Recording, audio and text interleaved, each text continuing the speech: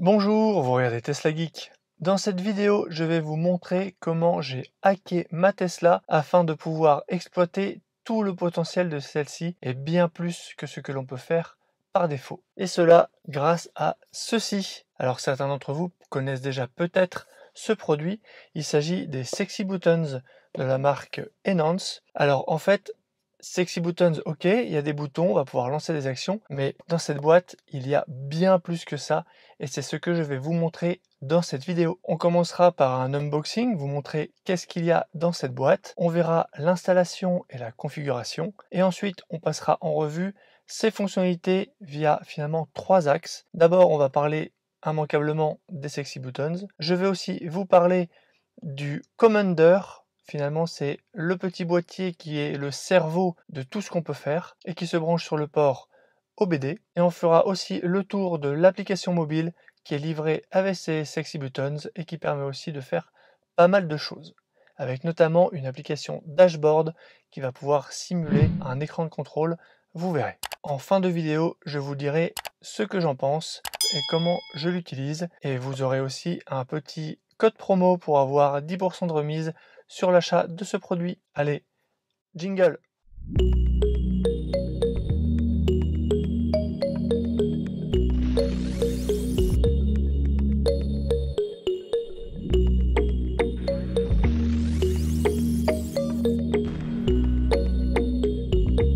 J'ai donc reçu cette boîte avec 4 Sexy Buttons, un packaging plutôt pas mal, avec une petite languette. On va voir ce qu'il y a à l'intérieur. Alors tout de suite, on découvre les 4 boutons dont je vous parlais. Et en dessous, on a ce qu'il faut pour les faire fonctionner. Donc on a tout simplement un câble en Y qu'on va pouvoir installer à l'arrière sur la prise diagnostic, avec un petit embout ici qui va nous permettre de venir connecter ce qu'ils appellent le Commander. Et donc pour moi, c'est ce boîtier là qui va faire le lien entre les Sexy Buttons ici et la voiture. Et ce boîtier là va aussi permettre de faire d'autres choses, on va en parler. C'est aussi livré avec un petit accessoire ici qui va nous permettre de déclipser la protection qui nous permet d'accéder au branchement du câble en Y. Et dans le package, j'avais aussi deux autres choses. J'avais des petits stickers ici qu'on va pouvoir venir coller sur les boutons pour indiquer la fonction qu'on va leur donner. Et aussi des petits capots blancs ici qui vont remplacer les capots noirs qui sont installés directement dessus et qui vont nous permettre de la sortir à l'intérieur blanc si on a un intérieur blanc. Le bouton, donc on va prendre celui-là, regardez de plus près. Donc on a le cache ici, on va voir le bouton cliquable ici, c'est assez doux, hein. Ça bouge pas beaucoup. Et à l'arrière, on a un adhésif qu'on va pouvoir enlever pour le coller où l'on veut.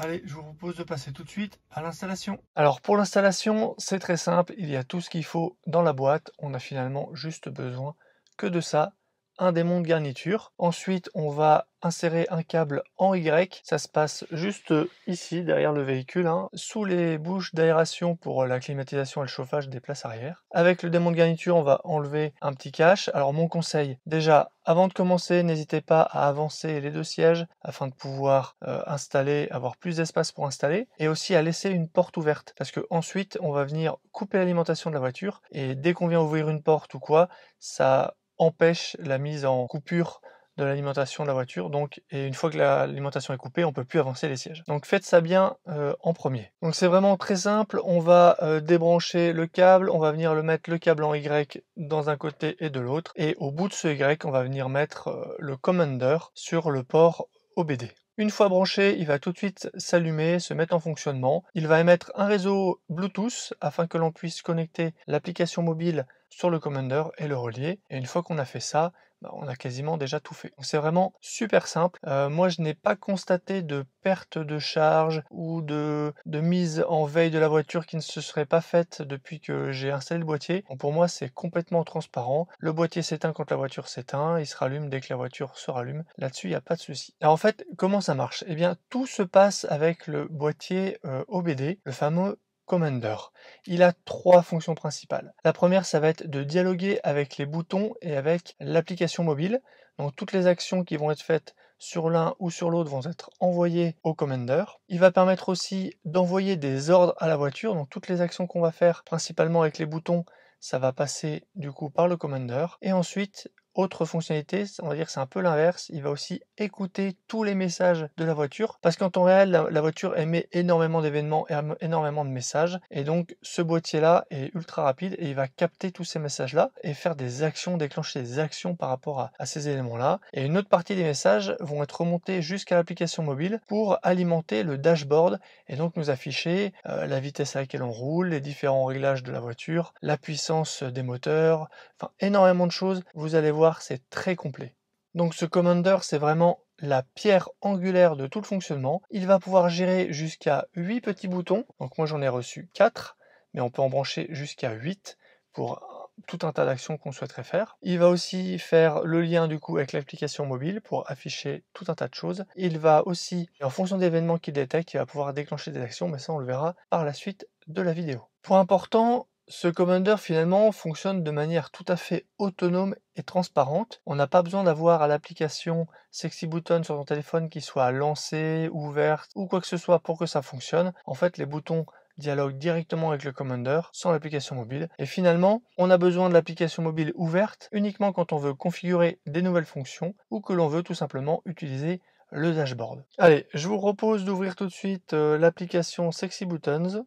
Hop, juste là. Donc là, ça se connecte en haut à droite, vous le voyez. Là, il est connecté. Du coup, vous voyez que j'ai déjà mes 4 boutons qui sont paramétrés. Et ce que je vais vous montrer maintenant, c'est tout de suite la partie configuration. Donc on va sur Commander Settings ici. Et on a accès ici à toutes les fonctionnalités. Donc vous le voyez, le Commander, moi je suis en version 2.7.0. C'est une version que j'ai réussi à avoir grâce à une option que j'ai activée, la Beta Firmware version. Et ça m'a permis d'avoir des nouvelles fonctionnalités qu'on voit dans Release Note. Donc c'est tout ce qui est là. Il y a plein de choses, vous le verrez. C'est vraiment quelque chose qui vit. Il y a régulièrement des mises à jour. Là on peut voir qu'il y en a en fait à peu près une par mois. Donc c'est plutôt pas mal et à chaque fois ça apporte des nouvelles fonctionnalités. En termes de configuration, qu'est-ce que j'ai fait? J'ai activé ici le support de ScanMa Tesla. J'ai activé le Safe Bluetooth Connect pour sécuriser la connexion Bluetooth. Et ensuite, on a un certain nombre d'actions intelligentes, les Smart Actions. On y reviendra un peu plus tard. On peut aussi configurer le Wi-Fi. Il y a du Wi-Fi dans le Commander. Ça va permettre, avec l'application ScanMa Tesla, de se connecter en Wi-Fi au boîtier et de pouvoir utiliser ScanMa Tesla, vous verrez. Voilà donc pour les quelques réglages qu'il y a à faire. Ce que je vous propose, c'est maintenant de paramétrer un bouton.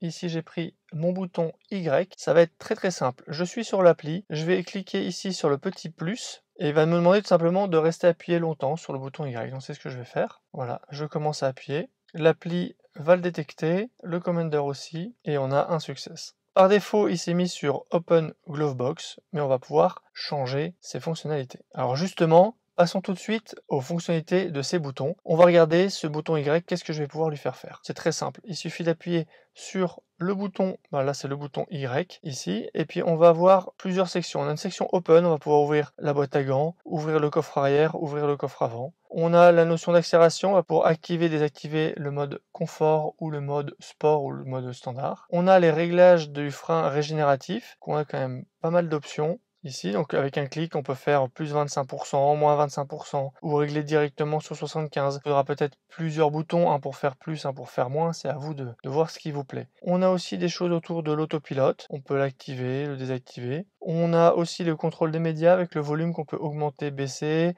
passer à la chanson suivante, mettre pause, play, etc.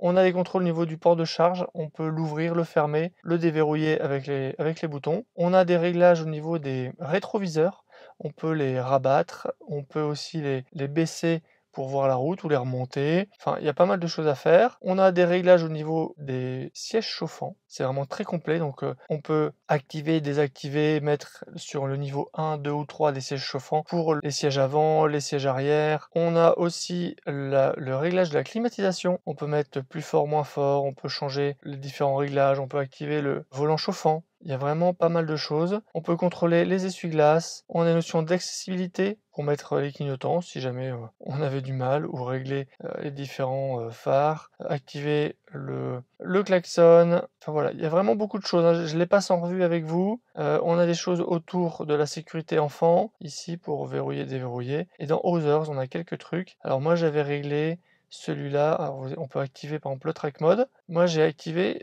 Thank you. Voilà, donc Thank you, qu'est-ce que ça fait? Dès que je vais cliquer dessus, ça va faire 3 clignotements avec les warnings pour dire merci à quelqu'un qui nous aurait laissé passer. Voilà comment ça se règle. Vous avez vu, c'est très simple. Il y a énormément d'actions. Je suis certain qu'il y a certaines qui vous plaisent. Donc moi j'ai reçu un lot de 4 boutons comme celui-ci. On va pouvoir les coller et les recoller et les déplacer comme on veut. On a aussi une petite LED. Je vais vous montrer ça tout de suite avec le bouton que j'ai mis ici. Voilà, on a une petite LED, je ne sais pas si vous le voyez ici.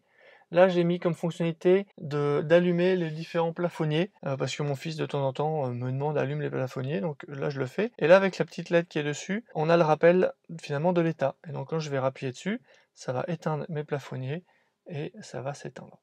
Reste à voir où positionner ces petits boutons dans la voiture. Un endroit qui pourrait être pas mal et assez discret, c'est juste là, derrière l'écran. On peut mettre par exemple ici le bouton pour faire le remerciement, là, les 3 coups de clignotant. Pour le passager, pour qu'il puisse ouvrir facilement la boîte à gants, on peut venir le poser ici de ce côté-là par exemple. Et on pourrait très bien aussi imaginer venir en coller un derrière le volant, juste ici.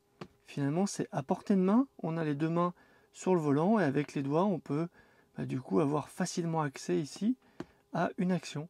Et ça ne va pas gêner avec le commodo ici. Je pense que sur les branches du volant, juste derrière, de part et d'autre, ça peut être vraiment pas mal pour des contrôles de régène, de frein régénératif. D'un côté, on peut avoir le plus et de l'autre côté, le moins. Un peu comme des palettes finalement. Pour des réglages qui concernent les places arrière, par exemple les sièges chauffants, on pourrait imaginer en mettre un de chaque côté, juste ici.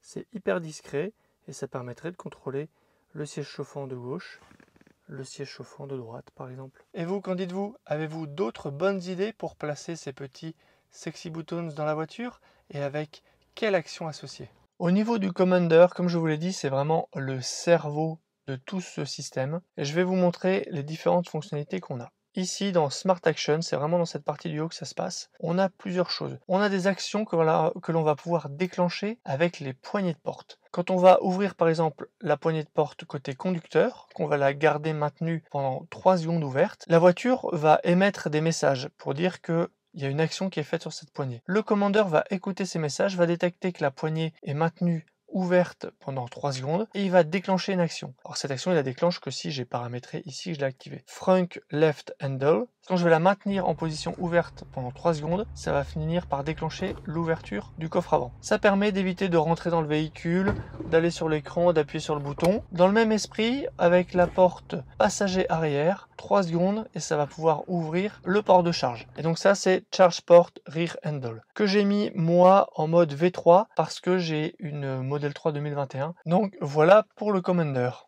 Passons maintenant tout de suite au dashboard. Le dashboard, c'est ce petit écran là qu'on retrouve sur le téléphone et qui affiche finalement un certain nombre de compteurs, des choses qu'on pourrait aimer retrouver sur un écran secondaire. Je sais que certains d'entre vous apprécient d'avoir un écran derrière le volant. Eh bien, on peut utiliser cette appli sur le téléphone et poser le téléphone juste derrière le volant et avoir du coup ces informations là. Donc en termes d'informations, on va retrouver plusieurs choses. On va retrouver la puissance instantanée du moteur. On va avoir aussi un pourcentage de pression sur la pédale d'accélérateur. On va retrouver aussi les puissances en sortie des moteurs pour le moteur avant et le moteur arrière, et aussi la puissance de régénération pour chacun de ces deux moteurs. On va aussi avoir un affichage qui correspond, je vais le mettre ici, au warning et aussi au clignotant droite et clignotant gauche. On a aussi le rapport qui est enclenché si on est en D, en drive, en reverse ou en park. Moi là je suis stationné. Et on a aussi tout ce qui est niveau de batterie et estimation en kilomètres de l'autonomie. C'est vraiment pas mal je trouve cet affichage. Moi j'ai aimé l'utiliser parce que ça me permet de donner des informations sur l'utilisation de la voiture, voir comment elle se comporte, comment les moteurs se comportent. Je trouve que c'est hyper intéressant aussi sur la régène. Alors j'utiliserai pas ça tous les jours, mais on apprend vraiment des trucs. Et pour vérifier la puissance max de ces moteurs, de sa voiture, eh ben, je trouve qu'il y a vraiment pas mieux. Et depuis la dernière mise à jour, on a une nouvelle fonctionnalité. On peut aller dans Settings, et là il y a vraiment quelque chose qui me plaît, c'est Stat for Nerds. On va pouvoir afficher des informations comme la capacité de sa batterie, les infos de ses cellules, les températures et la puissance. Alors ça se fait au détriment d'une partie de l'écran. Là vous voyez on n'a plus la partie avec les puissances moteurs, mais on a les capacités de batterie. Au niveau des informations de cellules, on a une température qui est affichée, un voltage. Ça m'intéresse moins. Par contre, les températures, je trouve ça vraiment pas mal du tout. On a les températures du moteur avant, du moteur arrière, et on a aussi la température de la batterie. En mettant un superchargeur en destination, ça va activer le préchauffage de la batterie, et on peut suivre la température de préchauffage avec cette appli, et on peut voir que ça va monter au-dessus de 40, voire même 50 degrés. C'est plutôt intéressant. Et ensuite, on a des informations de régène et de puissance. Voilà pour ça. Moi, cette partie-là, je la trouve vraiment très très sympa. Voilà pour les différentes fonctionnalités de ce dashboard. Donc avec le Commander, on a accès à Scale My Tesla. Je ne vais pas détailler maintenant le fonctionnement de cette appli, mais cette appli, elle permet d'avoir accès à énormément d'informations de la voiture. Finalement, elle va permettre d'avoir un rendu visuel d'énormément de messages qui passent dans la voiture sur les températures des batteries, des cellules, des moteurs, la puissance, les différentes informations de la batterie, de combien on a consommé de kilowattheures de supercharge depuis le début, de kilowattheures de régène. Enfin, il y a énormément de choses. Il y a déjà des vidéos qui existent à ce sujet. En tout cas, pour faire ça, il faut configurer Scale My Tesla en mode Wi-Fi avec un CAN serveur et il faut se connecter son téléphone au Wi-Fi émis par l'OBD, le Wi-Fi Sexy OBD. Et on a accès à tout un tas d'informations, c'est vraiment très sympa. Alors, qu'est-ce que je pense de ce produit et comment je l'utilise? Ce produit, pour moi, il y a plein de choses. Il y a d'abord les boutons. Alors, sur les boutons, on peut catégoriser en deux parties. Il y a d'abord les boutons pour lesquels on va affecter une action qui est déjà présente et qu'on aurait pu réaliser à l'écran. Là-dessus, l'avantage, c'est que les boutons vont nous donner un certain confort d'utilisation. Parfois, les actions sont à l'écran, il faut faire plusieurs actions. Là, d'un seul coup, on sait où est le bouton, on appuie dessus et ça lance l'action. Donc là, c'est plutôt une notion de confort. Par contre, il y a une deuxième catégorie d'actions, c'est des actions qui ne sont finalement pas réalisables du tout. Et là, on a vraiment un gain immédiat sur ces options-là. Par exemple, les personnes qui veulent contrôler le degré de régène de leur voiture, ils ne peuvent pas le faire à l'écran. Et là, ils peuvent le faire avec les boutons. Donc ça, c'est vraiment bien. Parmi tout ce que peuvent faire ces boutons, je pense que chacun y trouvera un intérêt en dénichant des actions, des fonctions qui vous correspondront et qui vous feront gagner du temps à vous ou du confort. Me concernant, pour le moment, j'ai réglé le premier bouton avec l'ouverture de la boîte à gants. C'est la fonction par défaut qui m'a permis de faire des tests. J'ai mis du coup l'éclairage intérieur parce que mon fils de temps en temps il aime bien que je lui allume, donc ça m'évite d'aller à l'écran ou de le faire avec le contrôle vocal. Hop, j'appuie sur le bouton et ça marche. J'ai aussi mis le rabattement des rétroviseurs. Je trouve que c'est une fonctionnalité qui est un peu longue à l'écran. Finalement, avoir un bouton pour ça, c'est vraiment pratique. Quand je rentre dans mon garage, par exemple, c'est vraiment un plus. Et la dernière fonctionnalité, c'est la nouvelle fonctionnalité qui dit merci. Ça fait 3 fois les warnings. Voilà ce que j'utilise pour le moment. Et ce qui est bien, c'est que je peux changer ces fonctionnalités autant que je veux, quand je veux. Je pense que je vais réfléchir pour mettre pour cet hiver un bouton pour activer, désactiver le siège chauffant à l'arrière quand j'aurai des passagers. Ensuite, il y a la partie dashboard. Sur la partie dashboard, moi j'ai vraiment appris vraiment pas mal de choses. Sur la partie dégradation de la batterie, sur les puissances moteurs, je pense que ça va vraiment m'aider pour les vidéos, pour aller faire des tests de certains véhicules. Je pense que ça va être pas mal. Au quotidien, je sais qu'il y en a qui aiment avoir un deuxième écran derrière le volant. Moi personnellement, l'écran central ici me va très bien, donc c'est pas un besoin que j'ai au quotidien, mais par contre ça va m'aider de temps en temps. Et finalement, c'est le meilleur ami du geek qui veut suivre et analyser sa voiture, et ça me parle. En conclusion, c'est un produit très complet qui propose vraiment beaucoup de fonctionnalités. Il y a beaucoup de cas d'usage, que ce soit les boutons, l'application mobile dashboard ou les Smart Actions directement avec le Commander. Je pense que c'est quelque chose qui peut plaire vraiment à beaucoup de monde. C'est facile d'utilisation, facile de configuration. Je trouve que c'est très complet, très discret. Ça se fait vraiment oublier. Et en plus, le fabricant m'a l'air vraiment très dynamique. Il a plein d'idées. Une mise à jour par mois, c'est quand même assez sympa. Il y a des nouvelles fonctionnalités qui vont arriver. Je pense que ça va vraiment se développer. Le pack que j'ai reçu ici avec les 4 boutons coûte actuellement 269 €. C'est quand même un certain prix, mais ça permet de faire vraiment beaucoup de choses. Ça va vraiment, je pense, évoluer et les fonctionnalités vont encore augmenter. Donc ça, c'est vraiment sympa. Et puis en plus, il y a vraiment la fonction OBD avec le monitoring de la batterie et tout ça qui est vraiment super intéressant. Un produit qui fait que ça, un OBD Link avec le câble en Y et l'application Scan My Tesla, on est aux alentours de 130, 140 €. Là, pour 269, on a aussi les Sexy Buttons, les Smart Action. Donc c'est vraiment à considérer. Moi, je trouve que c'est vraiment un très bon produit. Et n'oubliez pas qu'avec le code TeslaGeek, vous avez moins 10% sur tous les produits de la boutique enauto.com. Ainsi s'achève cette vidéo, j'espère qu'elle vous aura plu, que vous savez tout sur les boutons, le commander et l'app dashboard. C'est vraiment un tout. N'hésitez pas à me dire en commentaire ce que vous en avez pensé. Si vous-même vous les avez achetés, dites-moi quelles actions vous utilisez. Ça donnera peut-être des idées à des gens qui seraient un peu hésitants. En tout cas, moi je suis super content de ce produit, d'avoir échangé avec Dimitar, le responsable. Donc encore merci à lui de m'avoir envoyé ce produit, de m'avoir permis de vous le présenter. N'hésitez pas à vous abonner à la chaîne pour ne pas rater mes prochaines vidéos et à regarder sur teslageek.fr les différents bons plans. Et je vous dis à bientôt pour une prochaine vidéo. Si tu as aimé cette vidéo ou que tu veux soutenir la chaîne, mets un like. Tu peux t'abonner pour recevoir les notifications de mes prochaines vidéos et aider la chaîne à être mieux référencée. N'hésite pas à donner ton avis en commentaire. À bientôt!